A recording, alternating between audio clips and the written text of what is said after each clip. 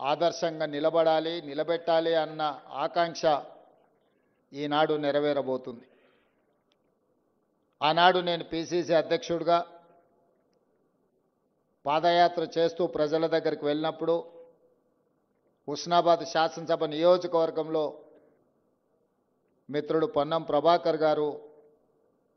ఆనాడు సర్దార్ సర్వాయి పాపన్న గౌడ్ గారు కిలాస్పూర్ కోటను వేదికగా చేసుకొని బహుజనుల సామ్రాజ్యాన్ని, మొఘలులను ఓడించి తన శౌర్యాన్ని, ప్రతాపాన్ని ఈ సమాజానికి చూపించడమే కాదు, ఆనాడే బహుజనుల సామ్రాజ్యాన్ని బహుజనులందరికీ ఏ విధంగా అందించవచ్చో నిరూపించిన గొప్ప పోరాట యోధుడు, వీరుడి యొక్క కోటను చూడడం జరిగింది. ఆ రోజు ఆ పక్కన చూసిన గత ప్రభుత్వాల కోటను మైనింగ్ లీజులకిచ్చి చరిత్రలో కిలాస్పూర్ కోటనే కాలగర్భంలో కలపాలని ఆలోచన చేసింది. ఆ రోజు అక్కడ చూసిన తర్వాత నేను చెప్పిన, ఇక్కడ ఒక్క రాయి కూడా తీయడానికి వీల్లేదు, ఇది చరిత్రకు ఒక గొప్ప స్ఫూర్తి, ఆ కోటను సంరక్షించాలి, దాన్ని చారిత్రాత్మకమైన కట్టడాల కింద మార్చి భవిష్యత్ తరాలు ఒక స్ఫూర్తిని పొందడానికి పర్యాటక క్షేత్రంగా అభివృద్ధి చేయాలి. మన ప్రభుత్వం వస్తుంది, తప్పకుండా శ్రీమతి సోనియా గాంధీ గారి నేతృత్వంలో ఏర్పడబోయే ఇందిరమ్మ రాజ్యం ప్రజాపాలనలో తప్పకుండా అభివృద్ధి కార్యక్రమాలు చేపడతామని ఆ రోజు అక్కడనే చెప్పడం జరిగింది. కోట మీదకి వెళ్ళి చూసి అక్కడి నుంచే ఆ రోజు చెప్పడం జరిగింది, తప్పకుండా ప్రభుత్వం ఏర్పాటు చేస్తున్నాం, ఏర్పాటు చేసిన ప్రభుత్వంలో కోటను కాపాడి చరిత్రను ఎప్పుడూ భవిష్యత్ తరాలు చూడాలనుకున్న, స్ఫూర్తి పొందాలనుకున్న ఈ ప్రాంతాన్ని అభివృద్ధి చేద్దామని. అందుకే ఆ ప్రాంతానికి పొన్నం ప్రభాకర్ గారిని కరీంనగర్ నుంచి తీసుకెళ్ళి హుస్నాబాద్ శాసనసభ నియోజకవర్గ ఎన్నికల్లో పోటీ చేయించి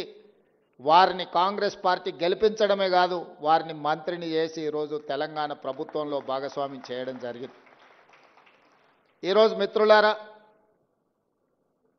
గాంధీ కుటుంబం ఈ దేశానికి దొరికిన ఒక గొప్ప వరం. రవి అస్తమించని సామ్రాజ్యాన్ని, ప్రపంచాన్నే జయించిన బ్రిటిష్ సామ్రాజ్యాన్ని శాంతితో ఒక యుద్ధాన్ని గెలవచ్చు అని నిరూపించిన మహాత్మా గాంధీ నుంచి మొదలు పెడితే స్వతంత్ర దేశంలో దేశం కోసం ప్రాణాలు అర్పించిన శ్రీమతి ఇందిరాగాంధీ గారు, దేశ సమగ్రత కోసం ప్రాణాలు అర్పించిన శ్రీ రాజీవ్ గాంధీ గారు, ఈ దేశాన్ని అభివృద్ధి పదం వైపు నడిపించాలి, ప్రపంచ దేశాలలోనే ఒక బలమైన దేశంగా, ఒక గొప్ప ఆర్థిక వ్యవస్థగా రాణించాలి అని ప్రధానమంత్రి పదవిని, రాష్ట్రపతి పదవిని త్యాగం చేసిన శ్రీమతి సోనియా గాంధీ గారిని కేంద్ర మంత్రిగా, ప్రధానమంత్రిగా అవకాశాలు వచ్చిన గొప్ప ఆర్థిక తత్వవేత్త మన్మోహన్ సింగ్ గారిని దేశ ప్రధానమంత్రిగా చేయడమే కాదు, ఒక రాజకీయ నీతిజ్ఞుడు ప్రణబ్ ముఖర్జీ గారిని దేశానికి రాష్ట్రపతిగా శ్రీమతి సోనియా గాంధీ, శ్రీ రాహుల్ గాంధీ గారు అవకాశాన్ని కల్పించి ప్రపంచ ఆర్థిక వ్యవస్థలో మూడవ బలమైన ఆర్థిక వ్యవస్థగా భారతదేశం అవతరించడానికి గొప్ప నాయకత్వాన్ని గాంధీ కుటుంబం అందించింది. ఈరోజు మనం